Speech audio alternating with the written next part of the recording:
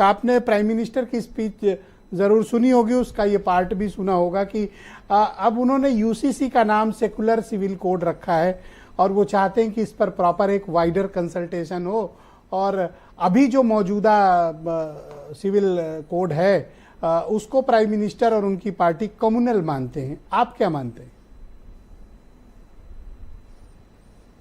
देखिए, टेलीप्रॉम्प्टर पर एक ड्राफ्ट तैयार होता है और प्रधानमंत्री जी पढ़ते हैं। प्रधानमंत्री जी के अपने शब्द नहीं होते, उनकी टीम लिख कर देती है।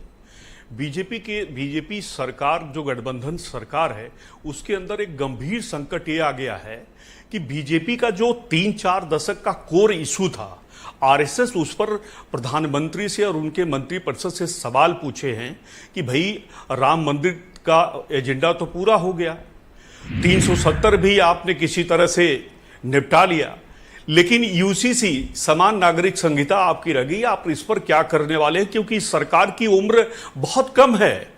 प्रधानमंत्री ने कोई ऐसा भाषण नहीं किया कि डिजिटल इंडिया, ट्रांसफॉर्मिंग इंडिया और मेक इन इंडिया, एकदम जो 100-150 ऐसे पॉपुलर वर्ड थे उसकी वो इस बार प्रधानमंत्री जी ने उसका जिक्र ही नहीं किया कि देश की आर्थिक हालात क्या हैं, उस पर क्या ड्राफ्ट आना चाहिए, और एक कम्युनल बात लेकर वो आए। प्रधानमंत्री जी के ही नेतृत्व में विधि आयोग की एक रिपोर्ट बनी थी 2016 में और उस पर यूसीसी को लेकर आयोग ने 2018 को एक सर्वे किया, लोगों की ओपिनियन लिया और जो रिपोर्ट 2018 में सबमिट हुई, उस रिपोर्ट के बाद यह कहा गया कि आगे इसकी कोई जरूरत देश में नहीं है।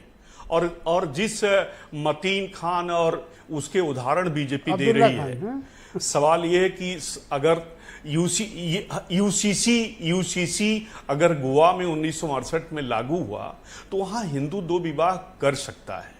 सवाल यह है कि पूर्वोत्तर के जो राज्य हैं, जो अनुसूचित जातियां हैं, जनजातियां हैं, उनको भी लिवरेज है कि उनके कानून जो हमारा समान जिस कानून अभी एग्जिस्टिंग हिंदू लॉ है उसमें उनको इस तरह के अलग से राइट्स दिए गए हैं। पूर्वोत्तर में सिविल कोड होना चाहिए राज्य अपने कानून या फिर जो मौजूदा व्यवस्था है वो पर्याप्त है?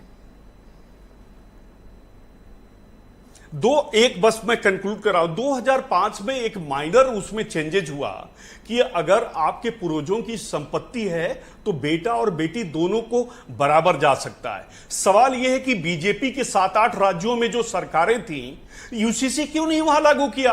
किसने आपका हाथ पकड़ रखा था वहां? क्यों आखिरी में इस वक्त आपको याद आई? जी, ये तो लागू करके दिखाना चाहिए था कि भाई मैंने महाराष्ट्र में लागू कर दिया, हरियाणा में कर दिया, गुजरात में कर दिया और उत्तर प्रदेश में कर दिया। ये करके तो उनको दिखाना चाहिए था।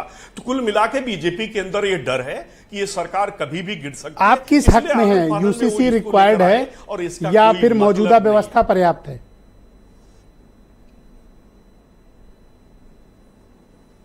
देखिए, सवाल यह है कि हमारा जो संविधान है, हमारा जो उसके प्रदत्त अधिकार हैं, वो पूरी तरह यहां के नागरिकों को सूट करते हैं।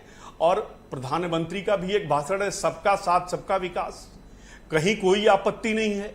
आप क्यों चिंतित हैं भाई? जो क्रिश्चियनिटी है पूर्वोत्तर में या दक्षिण भारत में, उनके अपने कानून है, राज्यों के अपने कानून है। उत्तर प्रदेश अपना कानून बना लेता है, बिहार अपना बना लेता है, नागालैंड अपना बना लेता है, असम अपना बना लेता है, केरला अपना बना लेता है। इस डिबेट को आगे बढ़ाना है होती है और राज्यों में रिफॉर्म्स होते रहते हैं, अमेंडमेंट करते रहते हैं। जी।